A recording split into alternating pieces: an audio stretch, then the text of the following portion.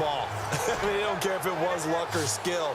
Boy, the panic that jumps up in your chest when that ball's on the ground, whether you get it or your teammate gets it, just as long. Trying to get it to Thomas, and it's intercepted. Picked off by Captain Mutterland. And into the end zone. A pick six for the 49er D as they score the touchdown. Well, it was third down. Defensively, they were just hoping to make a play and get off the field, get their offense on. Instead, they did one better. Pick it off, take it into the end zone. Well, they did what you said. They got off the field. They're going to have to come right back on. They're going to come right back on, but happily, right? They put the ball in the end zone. That's the way you start a game. That's the way you set the tone. So they'll get another shot on offense following that pick six. And now the kick is away. On the return, it's Ted Ginn Jr. And a good effort on the return there. Gets him across the 30 to the 33-yard line. Out onto the field comes New Orleans. Looking to jam the receivers at the line here. Press coverage look defensively.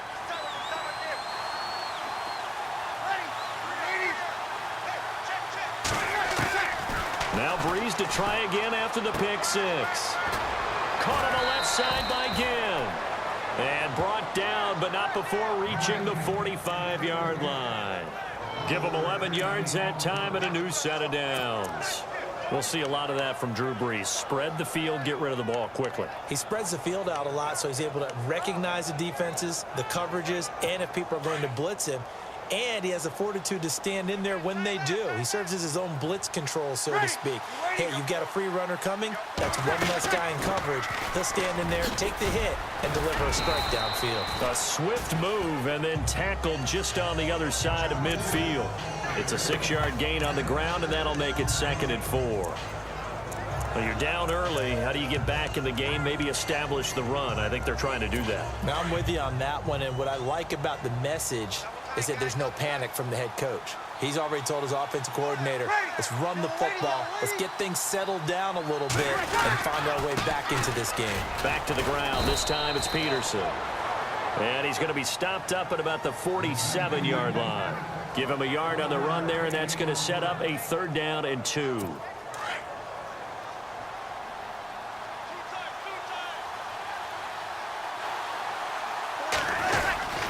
They'll run it. Here's Peterson. And he will have 1st down yardage as he's brought down at the 41. It'll go as a gain of 6 that time, and it moves the chains as well. I'm okay with the call there. In fact, I actually like it. I know they're down a couple of scores, but the running game worked in that situation. I would continue to go in that direction. So the run moves the chains, and here we go on 1st down. They'll run it now out of the gun. There he goes inside the 30. And he'll get this one down near the 20-yard line. That burst good for 20 and a 1st down. And they're on the move here. They've got it 1st and 10.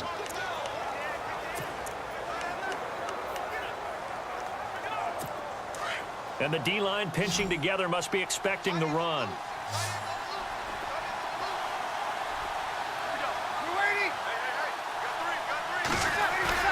They go play action here on 1st down. And the pressure gets to Breeze as he's taken down. You never want to give up a sack. From the O-line's perspective, they hate it for several reasons, especially because they felt like they let little brother down back there in the pocket. Oh, no doubt. They have a ton of pride, and they go into every job wanting to keep that guy clean. They want that uniform with no grass stains, no dirt, nothing on it. But it's really, really difficult. You're talking about some terrific athletes who are trying to put him on the ground. So they get half of what they needed. It'll be 3rd and 6 upcoming. But you got to give kudos to your offensive line and the guy carrying the ball because they were in a 2nd and long situation. It seemed pretty dire, but they brought it back to 3rd and manageable with that run. And Ginn's got it. And he'll take it into the end zone for the Saints touchdown. Ted Ginn from 17 yards out. And the Saints are back within a score.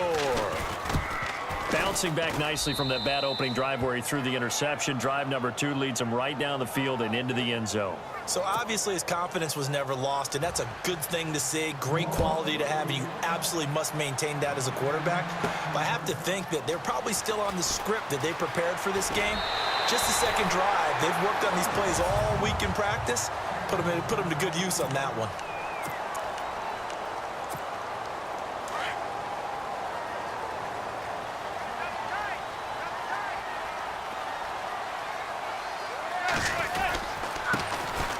Going to give this time to the tailback. Shifts past him at the 45.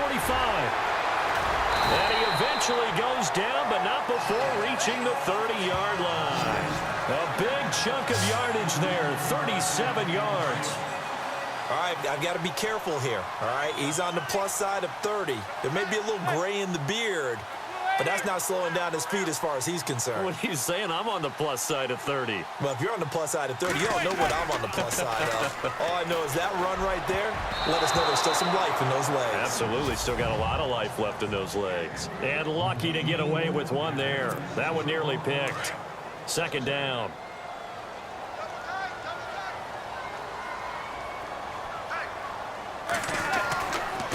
Now a handoff here to his running back. And able to push his way forward here for a good little gain. They get 6 here after the incompletion, and it'll leave them with a 3rd and 4. And that looked like some pretty easy yardage there right up the gut. And he's a guy that has some height to him. So when you don't have to drop a shoulder or create or get through contact or trash, makes it a lot easier to stay upright, see the field, and make a run as we just saw there. He can run for it, and he will. Give him 7 on the tuck and run, and it'll get him a new set of downs. When they watch film of this game and hand out the grade sheets, he's going to really like getting a double plus on this play. Why? He scrambles and picks up a first down. But what else does he do? Protects himself by sliding and avoiding the big hit. Double plus, big-time play. Oh, now he bowls him over. So a good spin move there before he's taken down. A nice little gain. A good run there on first down, and it'll leave him with a 2nd and 2. That was a good run, and it got to the second level. And what I mean by that is that's where the linebackers usually play. First level being the defensive front, last level being the second. And he's going to take it in. Touchdown, San Francisco. A great play there. A 9-yard touchdown run. And the 49ers add on to their lead. I know the play ends up in the end zone with one person carrying the ball, but how about that big mass of humanity that guided him to that spot? Yeah, they got there, but I love the dive. Always a fan of the dive. Here's Lambeau out to kick this one away. This is taken at his 4.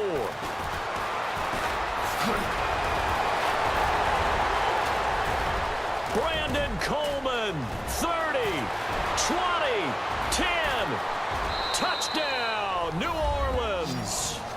Brandon Coleman, 96 yards, and the Saints have cut it back within a score. Such an electric play, so much fun to watch, and you need all 11 guys in sync for that to be successful, don't you? Without a doubt. That's teamwork to be able to put it all together, but that play is really probably the most... Oh, they get to the football. It's blocked. It's picked up. A live ball here, remember. But he will not be able to bring this one back, and the extra point attempt unsuccessful. I know it's easy to kind of shrug off a blocked extra point, but this game is shaping up to be a tight one. The second half, this could prove crucial. Yeah, we might look back on this one. We'll have to wait and see.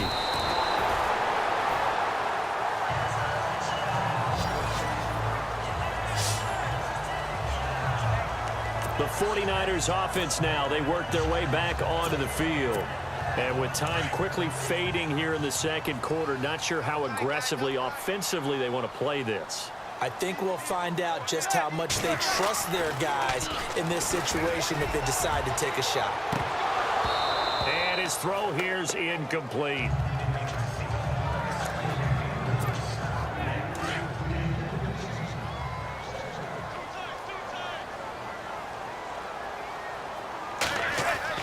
Manning again here on 2nd and 10. overshot him there. It's out of bounds, incomplete.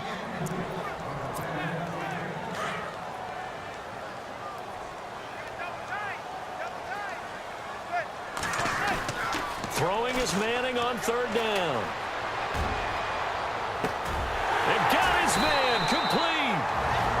And now we won't see a play on first down. We're going to get a timeout instead as they stop it with 11 seconds remaining in this first half.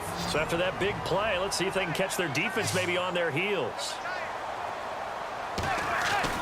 Manning now on first down. And the throw left sideline here is caught, but they'll rule it incomplete. Couldn't keep his feet in. Second down. I like what they tried to do there. They didn't get a completed pass downfield, but they came off of a momentum play. Big-time gain on the previous snap. Came right back and threw one deep, hoping to catch them on their heels. One final try now for Manning. And this is incomplete with a clock showing just 3 seconds left. And you see the clock almost empty, so this is likely the last play in the second quarter.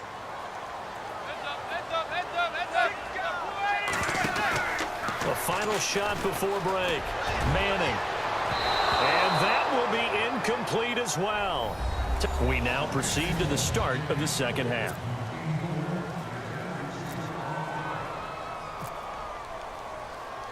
Both teams appear ready for the fight ahead, and we resume action here in quarter number 3. This one fielded at the 5. And a nice return sets him up pretty good here at the 30-yard line.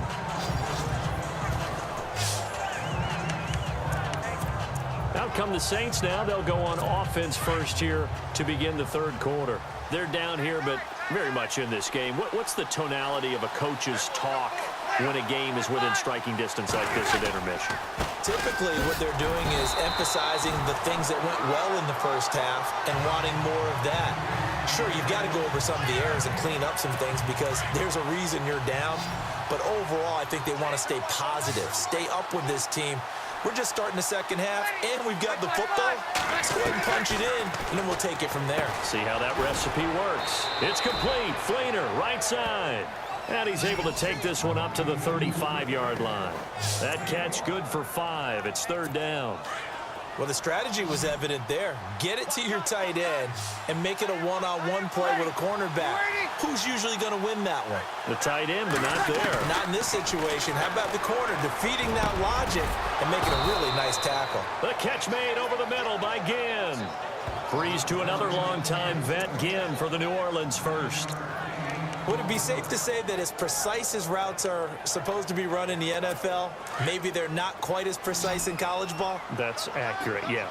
And I think we saw a college route in the NFL there. Just find the soft spot, find the dead zone, and find the first down. And that's what he just did. And he'll get it down to the 47 here.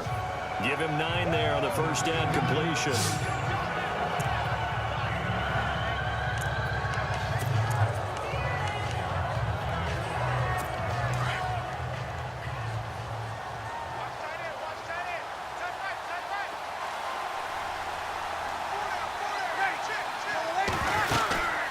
Second down, Peterson.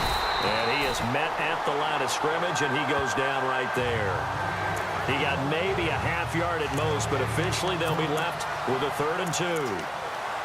So after that stop, you know that third down is not a gimme if you're on the offensive team. So what are you going to do? Run it again? Or maybe you go play action and try and throw the ball and pick up the necessary yardage. Third down, it's Adrian Peterson. And I don't think he got there. No, they stopped him right where it all started. Call it no gain that time, and they're going to be left looking up at a 4th and 1. Well, they picked up a portion of it, but not all that they needed. Now that leads to a decision on 4th and 1. Let's see what they decide to do. Here's Morstead now as he sends this one away. And he'll take this in at the 1-yard line. Look at the spin.